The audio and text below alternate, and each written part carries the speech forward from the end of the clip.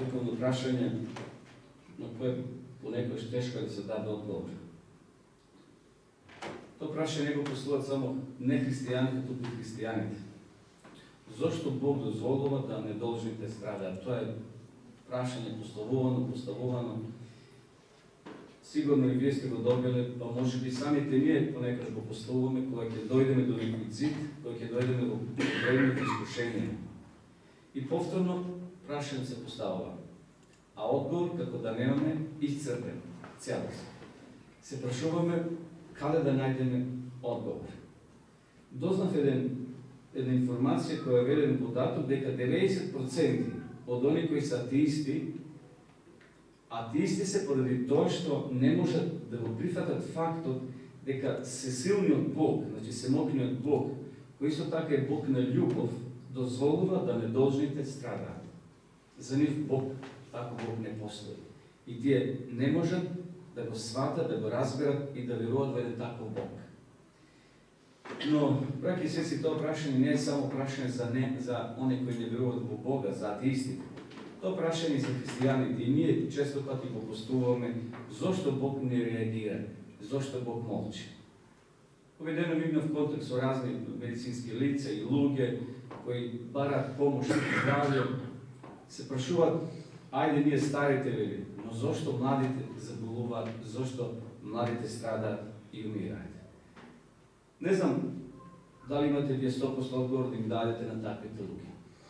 Да, ние ќе кажеме, на грешна земја сме, ѓаволот е овде, злото и така натаму. Меѓутоа, луѓето со тоа не се задоволуваат и не можат да го покријат она што тие го барат, односно како одговор на нивните прашања. Еден друг пример вели дека многу луѓе, иако биле побожни, дури некои од нив биле и проповедници, значи луѓе кои директно работеле со луѓе, е проповедале Библијата, се вели во овој извештај дека поради проблемот што не може да добијат одговор на прашањето зошто недолжните страдаат, ја напуштили црквата дури и Бог. И повторно истото прашање зошто недолжните страдаат. Ако постои книга во Библијата која ќе ни даде барем до некаде одговор, која е таа книга? Книгата на Јов. Денеска, ајде малку да подотвориме вратата и да видиме што овој човек доживеа, што овој човек почувствувал на своја кожа и да видиме дали овде ќе најдеме одговор на нашето вековно прашање зошто недолжните страдаат. Ајде да резимираме, да отвориме книгата на Јов, првата глава. Многу пати сме слушале, проповедале од оваа книга, меѓутоа и денес ќе одвоиме кратко време да размислуваме за случката на Јов. Јов првата глава вели тамо некаде од 12 стих. Поред се она што се случувало зад завеса, Јов тоа не го знаел, извештајот вели, а Мојсија писател на оваа книга. Овде читам од 13 стих. Еден ден додека Јововите синови ќерки јадеа, пиеа во куќата на нестариот брат. Колку деца имал Јов? Да. 7 синови, 3 ќерки. Значи тука биле, дали биле сите, очигледно биле, бидејќи ќе се случи сега за кој миг трагедија, дојде гласник при Јов и рече: твоите волци ора, а ослиците пасија покрај нив. Кога одеднаш, савејците нападна на нив и ги грабна, убивајќи ги слугите со остар меч. Единствено, само јас избегав да ти го јавам ова. И сега може да читаме и понатаму, додека тој уште го зборуваше тоа, дојде друг и рече: Божи оган удри од небото и ги изгоре твоите овци и пастири, ги проголта. Единствено избегав јас да ти јавам. Додека уште зборуваше, дојде трети и рече: халдејците удрија со 3-4 на твоите камери и ги грабна, убивајќи ги слугите со остар меч.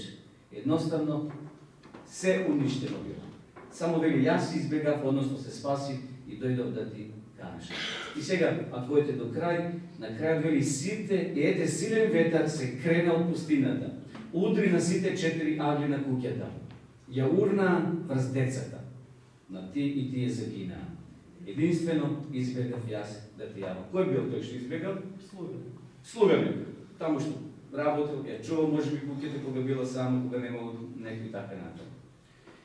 Имате ли отговор, брати и сестри, на ова случка сега? Или некој прв пат чита Библија и ќе заклучи дека од каде дошел огнот?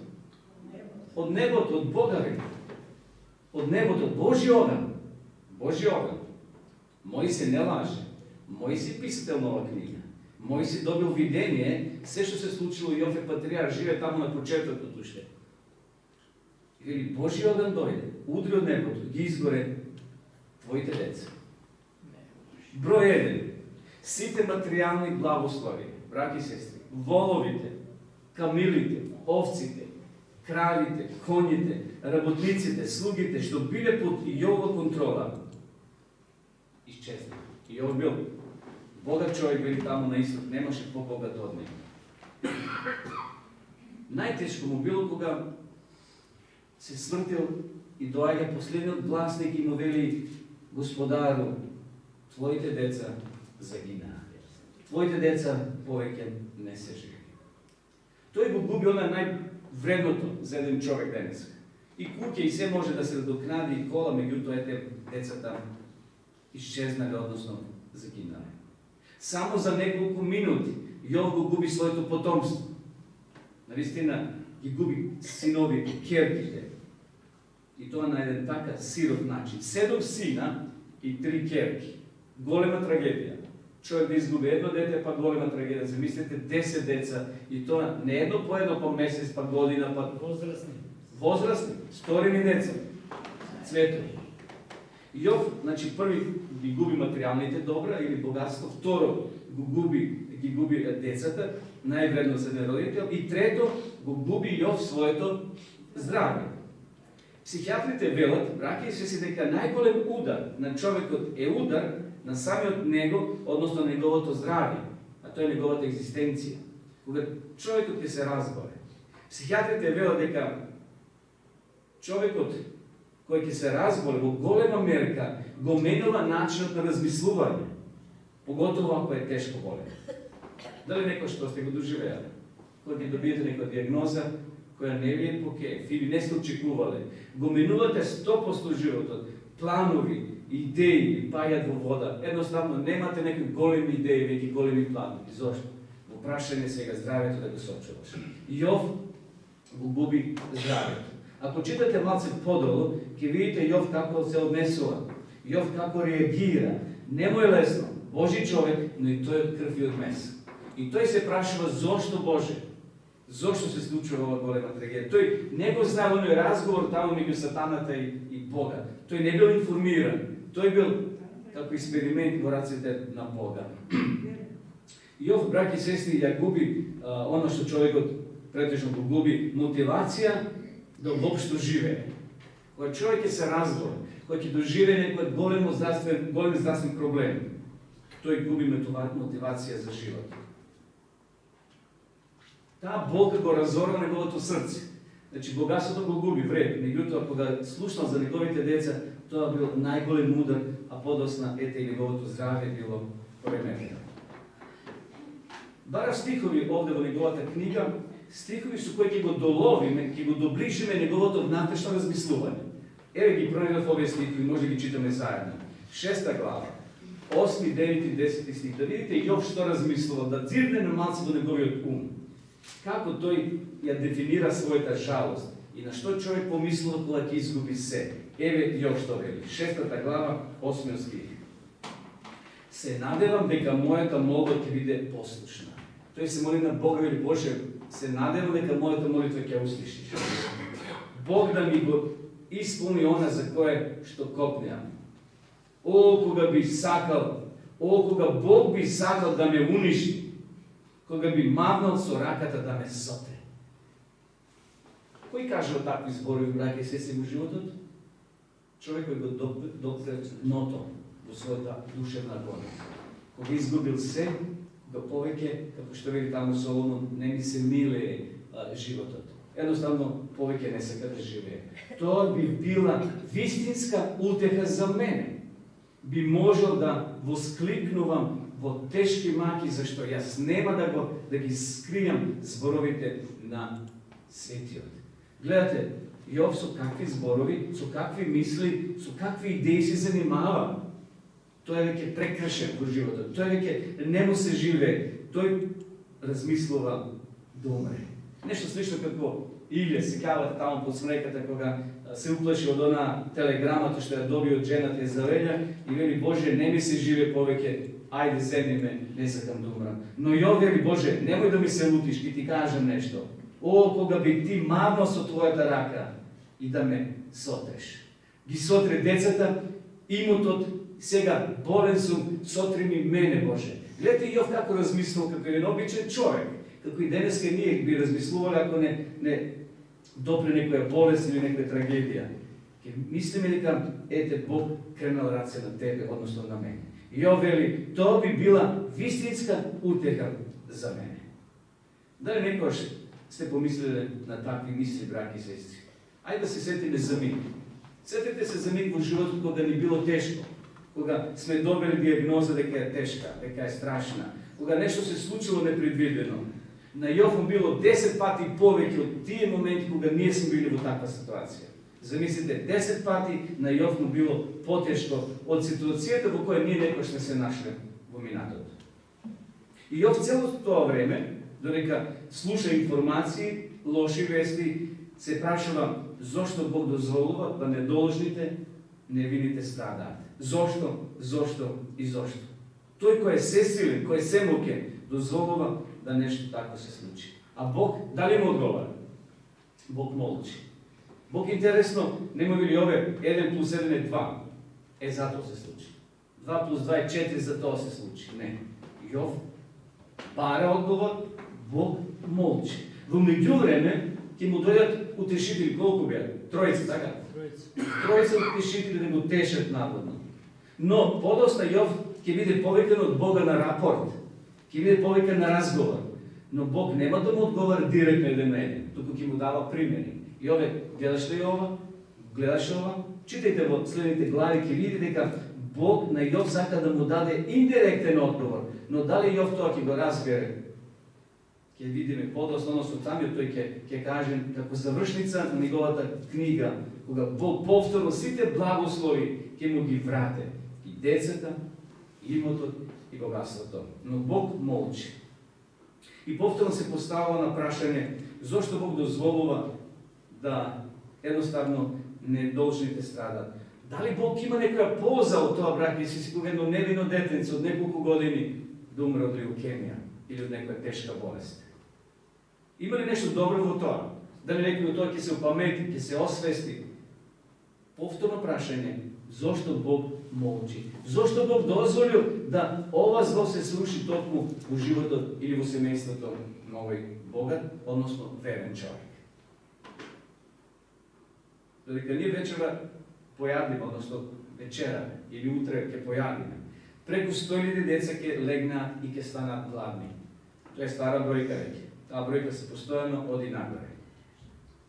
Зошто Бог дозволува некој кој е чесен човек, што би рекле на мравка не згазна, да изгуби својата работа, да му пропаде бизнисот, а некој криминалец, кој краде, кој нема чувство на одговорност, кој нема вера во Бога, ниту се плаши од човек и од Бога, да просперира со години и да живее многу подобро и подолго, подолги години да има во животот. А може би некој добар човек да отиде од лицето на оваа земја. Дали некој ви постави, браќи и сестри, такво прашање? Зошто Бог такво нешто дозволува? Знаете, ние обично размислуваме за таквите прашања кога ќе дојде злото кај мене или болест ќе затрупа на твоето и на моето врата. Тогаш ние размислуваме и покушаваме да бараме во книгите одговор, ги листаме книгите, се молиме и доаѓаме до зид и повторно истото прашање зошто Боже, а нема одговор. Како да Бог молчи, како да Бог нема одговор, иако има одговор, но може би ние не сме подготвени да го прифатиме тој одговор Божи во овој миг во кој денеска ние живееме. И затоа ова размислување нека ни помогне дека Бог никогаш не молчи. Бог е таму кај што сме ние, таму кај што сме ранети. Бог ни дава мелен за да не излечи. Бог е тука со нас и тој сочувствува и сака секогаш да ни помага и да ни помогне. Јас не знам одговор на сите тие прашања. Много луѓе ме прашали, сега овие денови ме прашуваат, еве, ти си проповедник, ти читаш, зошто? Немам 100% одговор. Ги разучувам кон Бога, кон Библијата, да читат, да проучават, но секој нема време, секој нема интерес да чита Библија и Свето Писмо. Тие сакат, што би рекли ние, инстант, сув одговор да му се даде на човекот. И кога ќе му се кажат неколку зборови, тие немат подлога и не разбират библиската порака, односно библискиот одговор, дека ние живееме на едно тло, на една планета грешна, кај што ѓаволот и злото доминира. Но сепак повторно на прашање, ако е Бог силен, зошто не го среди злото? Зошто не ги отера тие кои прават лош? Зошто не стави заштита и така натаму? Но постои нешто што Библијата ни кажува зошто се случува ова што се случува. Ајде да отвориме во Откровение 12:12. Го знаете тој текст, само сега ќе се подсетиме. Овде Јован Богослов кажува и цитира Божи зборови. 12 глава, 20 стих, еве што вели. Затоа веселете се вие на небесите, кои живеете во нив. Убаво име горе. Таму е рајот што се види, таму е Бог, а во Божие присуство нема зло. Таму кои се на небото? Според Библијата. Таму се знаеме Илија, Мојсей и Енох. Тоа се луѓе представници од живите, односно починатите. И затоа таму се ангелите Божи, таму е Божиот престол, таму е убавина. И вели, веселете се вие кои сте горе, но тешко на вас, кои живеете на земјата. Зошто тешко? И на морето не е лесно да се живее. Знаете, има луѓе кои цел живот се на море, во брод, живеат, патуват и така натаму како морнари и така. Значи има луѓе кои скоро половин да живот го поминуваат на море. И таму не е лесно. И затоа овде текстот вели, и вие кои живеете на морињата. Зашто ѓаволот слезе при вас со голем гнев, знаејќи дека има малку време. Тука може би леже делимичен одговор на прашањето зошто Бог не реагира, зошто Бог се уште молчи, зошто Бог не ги покаже своите сили и својата сила. Се уште, драги сестри, ова земја е под контрола на ѓаволот.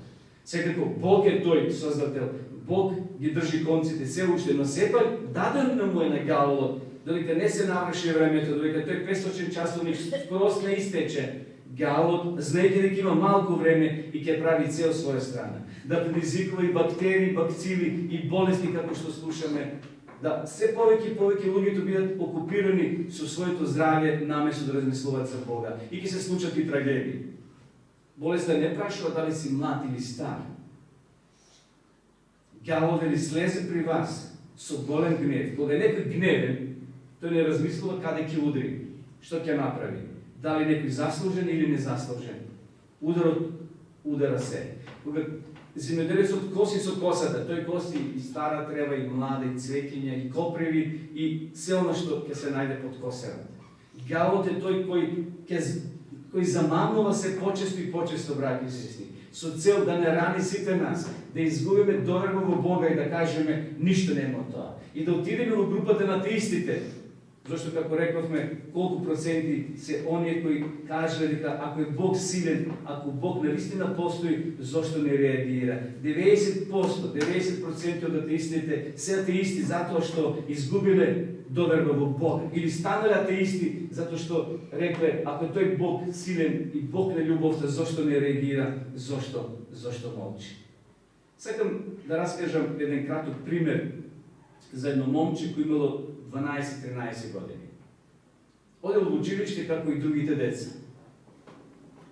Но сепак, тоа дете, ако се посматра отстрана, се разликувало од останатите негови другарчиња. Учителката приметила дека тоа дете е необично и почнала да го посматра неговото поднесување. Не било како останатите деца, се разликувало. Кога останатите деца како деца ќе се скарат, ќе се степат, се борат таму на тревата, си играат, а тоа молчело и покушавало да ги помири останатите негови другарчиња.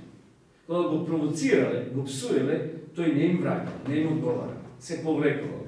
Никош не псуел, никош не лажел и никогаш не се тепал со своите другари.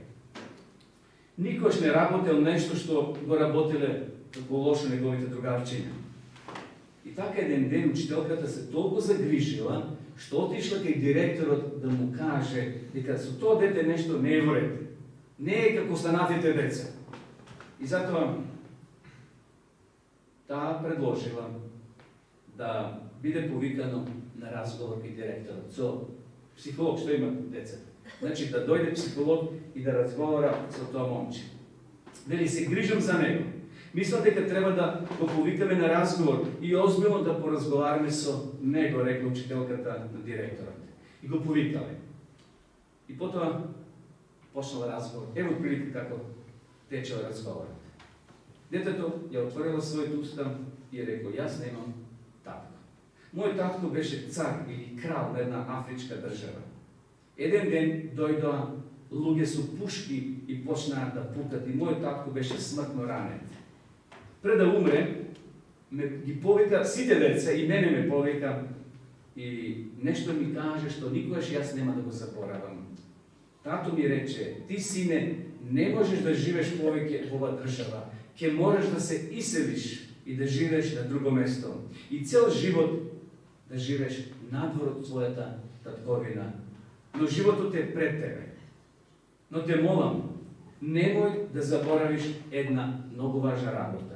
Ти си принц и секогаш ќе бидеш принц. Кога тие зборови ги кажа ова момче на учителката, психологот и директорот, нивните очи се наполниле со солзи. Ти си принц и секогаш ќе бидеш принц. И затоа тоа дете не се однесувало како неговите другарчиња. Било поразличито. Значи, не возвракал, не се карал, не псувал и така натаму. Ти си принц и секогаш ќе останеш како принц. Браќи и сестри, и Бог нас не повикал во ова созна долина, нова грешна земја, да бидеме принцеви и принцези. Знаете на кое царство? На Божито царство.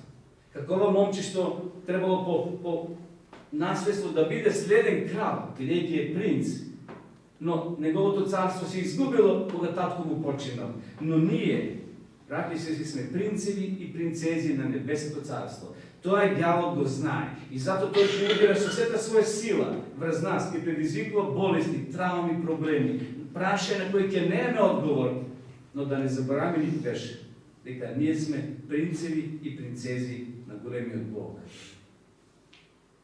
Но, знаете што? Најголем проблем, браќи и сестри, што ние забораваме кои сме и што сме. Тоа го правили самите ученици. Тие заборавиле во еден миг дека се Христови принци и принцези, односно тука се со Христа. Тие се следните кои треба да го наследат Христа, односно да продолжат Христовото Евангелие, да го носат над луѓето кои се околу нив, да бидат носители на вистината. И знаете, горе да се качиме во горната соба, на Светата вечера, таму се 12 апостоли. Исус ги повикал да последен пат им даде уште еден совет, како и татко на својот син, што му рекол: сине, ти си принц и немој никога да заборавиш, без разлика каде ќе замениш да живееш. Исус сакал да ги увери дека наскоро ќе напушти земјата, дека наскоро ќе го видат таму обесен, на дрво растнат, да не се разочарат. Исус сакал да им го тоа вметне во нивните умови, во нивните уши. Исус им зборува за своето страдање. А тие зашто размислуваат? Тие размислуваат, браќи и сестри, кој што ќе биде. Петар себе се гледа како следен, како иден министар на финансии, кој се шета со најскапа версалеча одели или облеки, вози БМВ со од најновата генерација. Тука се браќата, како се вика, Јован и синовите Зеведеи, се кавате. Тука мајката дошла да последува белки и тие ќе влезат во првиот ешелон. Белки и тие ќе влезат тука во таа министерска класа. Што да кажеме за останатите ученици? И тие потајно се надевале дека ќе биде некој министер за надворешни работи, некој ќе биде министр за внатрешни работи. Секој се надевал. Исус ги приготвил да бидат принцеви на следното царство, а тие се занимаваат со беззначајни земски работи. Петар, браќи и сестри, на крајот сепак сватил дека да се биде принц во Божето царство, да се биде министар кај Бога, treba da se pomine trnov pad. Pad koji ima trnje. Da se dobije ona Božja carska kruna, treba prvo da dobije meni ona kruna ispletena od trnjeva. Da se bide princ ili princeza u Božje carstvo znači da se nosi Hristovijov krst i Hristovijov trnov venec. Da se bide princ ili princeza u Božje carstvo znači da imaš problemi u životu. Da imaš dijagnoze koji ne ti se dopaga. Da imaš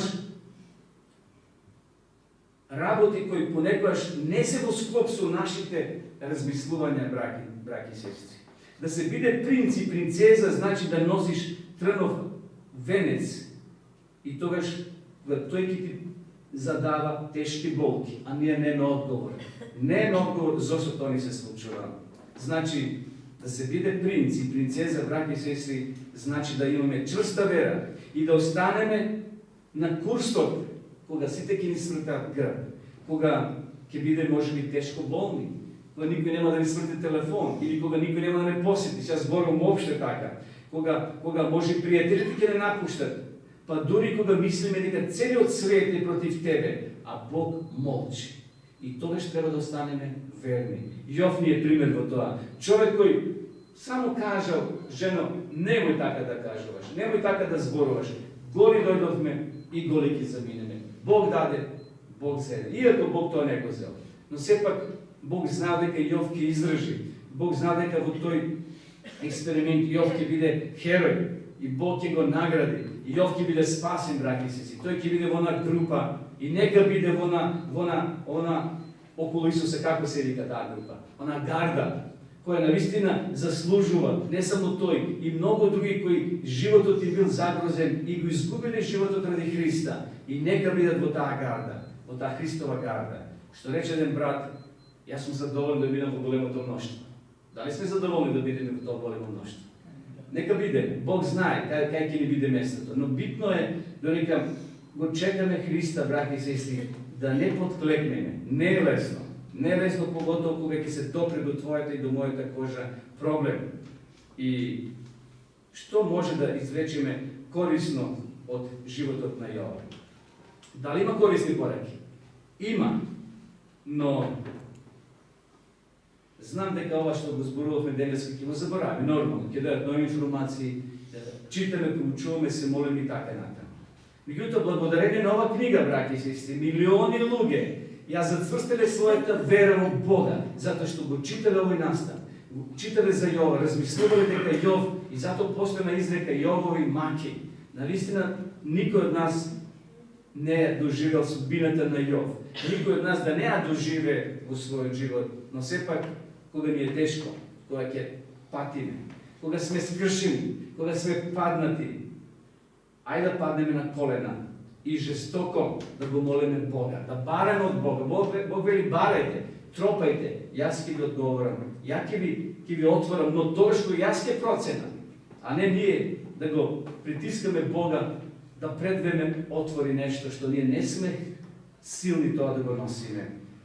А кога ќе станеме од молитва, да застанеме пред нашето огледало од дневната соба, да застанеме пред него и да видиме на тоа огледало дека сме ние синови и ќерки, принцеви и принцези Божи. Дека Бог е нашиот крал, а ние сме негови поданици. И тогаш, знаете што ќе се случи? Кога Исус ќе дојде, на тие мали суштества, кои имале вера како синапово зрно, еве што ќе им каже Исус. Читаме во Матеј 25 глава 3-4 стих. Се сеќавате на тие прекрасни зборови, зборови кои секој од нас да ги доживе еден ден, кога Исус ќе дојде. Овде пишува во Матеј 25:34 следново. Тогаш, кога тогаш? Тогаш кога Исус ќе дојде, царот ќе им рече на оние од десната страна: дојдете благословени од мојот татко и примите го во наследство царството кое е приготвено од создавањето на светот, зашто огладнев и ми дадовте да јадам, оженев и ме напоивте, бев странец и ме примивте, бев гол и ме облековте, бев болен и ме посетивте. И така натаму овде продолжува текстот. Дојдете благословени од мојот татко.